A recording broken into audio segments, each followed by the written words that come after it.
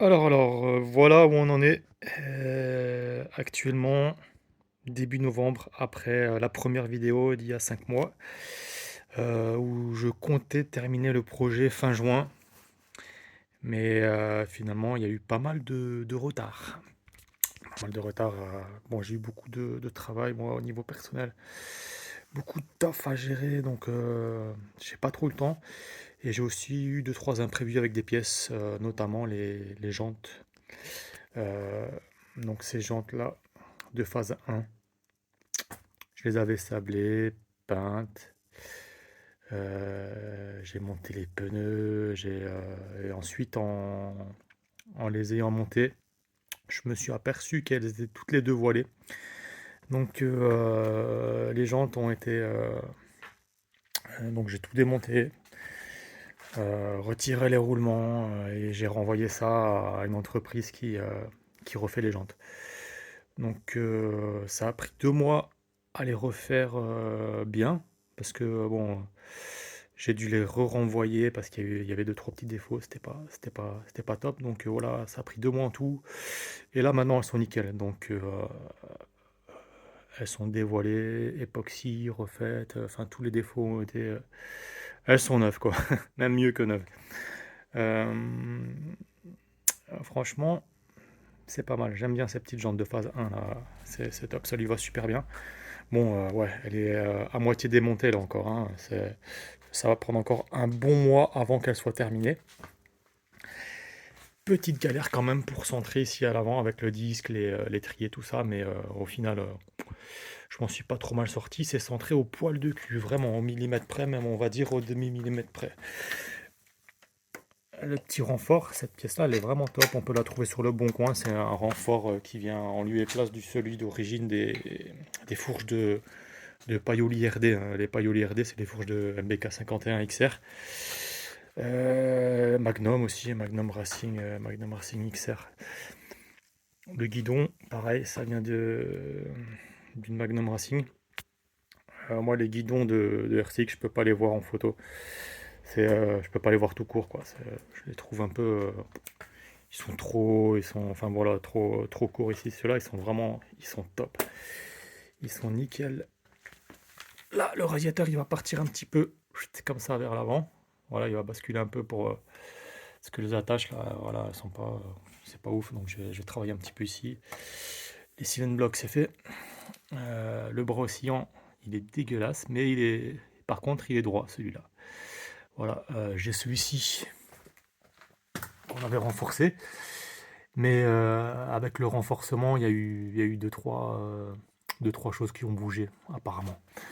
Donc, je pense que je vais devoir le foutre sur une presse et le remettre droit. Parce que quand je l'ai monté avec la roue, elle était pas comme ça, elle faisait comme ça, donc elle était pas droite.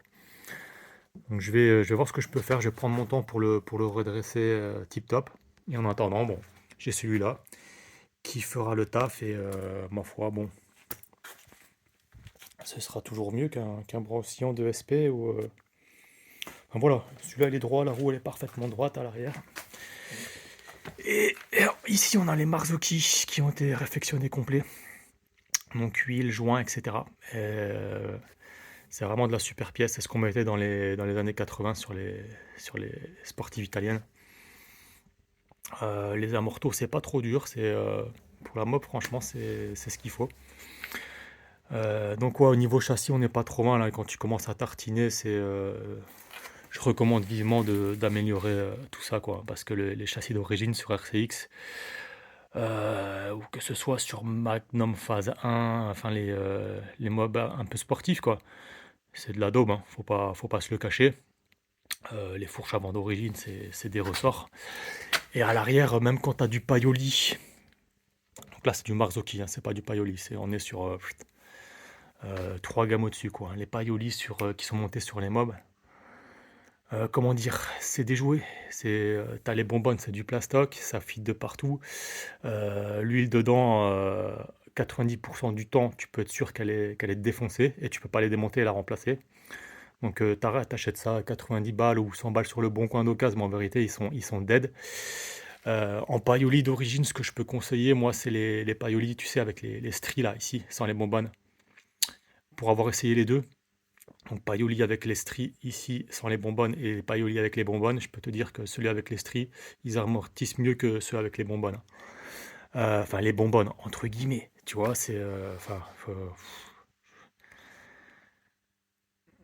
ouais, voilà, donc ça c'est cool. Franchement, c'est super sympa. Au niveau châssis, on va être pas trop mal. Le moteur, là, je suis dessus. Donc, pour petit rappel, ce sera des Carter Malossi avec les Vilo Doppler Endurance qui seront sous un cylindre Doppler liquide 50.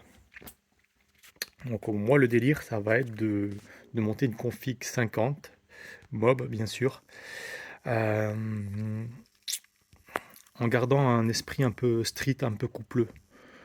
Donc je vais pas faire la même erreur que certains font de gratter direct les échappements à 185, 190, de foutre des cales, de mettre des...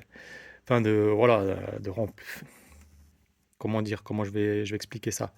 D'avoir des volumes morts partout et au final de dire, ouais non, putain, je vais mettre un kit 70 parce que il n'y a pas de coupe sur le 50. Bah oui, normal. C'est logique. Le 70, je connais, j'ai essayé, j'en ai eu des très bons. J'aime bien ça du coup, mais pour moi c'est un peu trop la facilité. Et en plus j'aime bien les kits 50. J'aime bien aussi me prendre la tête un peu et arriver à des solutions en me creusant un peu quoi. Donc ici ce que j'ai fait c'est que j'ai maximisé à fond la perte de volume mort. Donc au lieu d'aligner sur le kit au carter, ce que je voulais faire à la base, j'ai gardé l'embase d'origine parce que si je gratte ici, je vais encore augmenter les volumes morts. J'ai été travailler les carters mal aussi pour les aligner à l'embase du Doppler. Voilà. Donc, rajout de matière à l'époxy. Donc ça, j'avoue que c'est pas le plus facile à faire. C'est minutieux, ça prend du temps. Voilà, faut vraiment s'armer de patience, quoi. Au final, je suis super satisfait du résultat, c'est super propre. Bon, Vilo Masplan, hein. Masplan, pareil, hein, tu optimises les volumes, il n'y a pas de secret. Pour optimiser, ce qu'on a aussi, c'est que moi, vu que le carbu, je le déporte sur le côté pour monter ma boîte à air, j'ai commandé une pipe chez Boucher. Et du coup, tu vois, la pipe chez Boucher, tu as encore un gain sur les volumes ici. Et tu peux monter ton adaptateur dans la boîte à air, enfin, dans les clapets mal aussi, qui lui va aussi te fournir un gain de volume. Donc ça, c'est pas trop mal, en sachant que mon carbu déporté sur le côté, c'est un carbu à la base prévu pour un montage rigide qui a été monté avec un adaptateur montage souple, donc j'ai une perte de volume à ce niveau-là. Mais voilà, ça sera optimisé par le bas moteur. Le kit il va rester d'origine bien sûr stock. J'ai juste gratté le transfert arrière à 1 mm ici pour la ligne au carter mal aussi. Les jupes je les ai légèrement raccourcies pour pas qu'elles soient en travers enfin, en plein dans le passage des veines gazeuses. J'ai mesuré les diagres, on est à 170 à l'échappe et à 127 aux latéraux. Donc ça me fait non, 117 aux latéraux, ouais, 117. Donc on est sur un blowdown de 53. Alors le blowdown, c'est l'écart entre l'échappe et les latéraux. Donc il doit être normalement entre 45 et 60. Sur un Doppler, c'est plus 50-55. Donc là on est à 53, c'est parfait. Ce blowdown, en fait, c'est ce qui va jouer sur ton couple.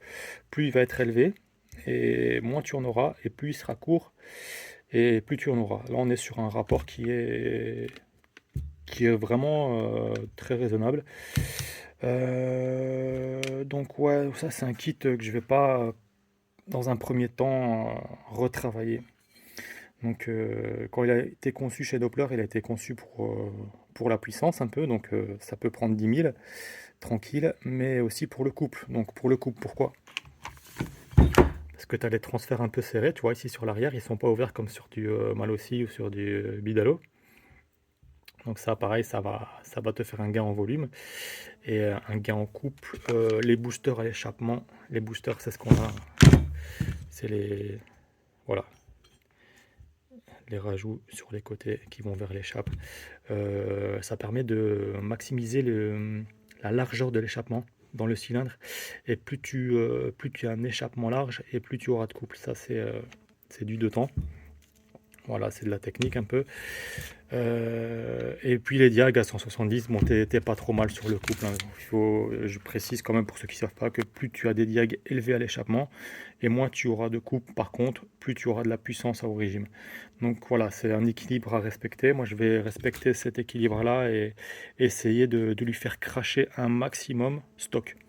Voilà, grâce à mes périphériques, au matos qu'il y aura autour, au réglage fin, à la variation, à la transmission, au rapport de transmission. Enfin bref, je vais vraiment optimiser ça à fond et voir ce que ça va donner.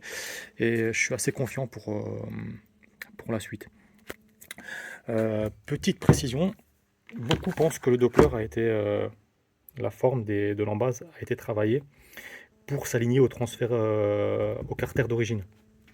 Alors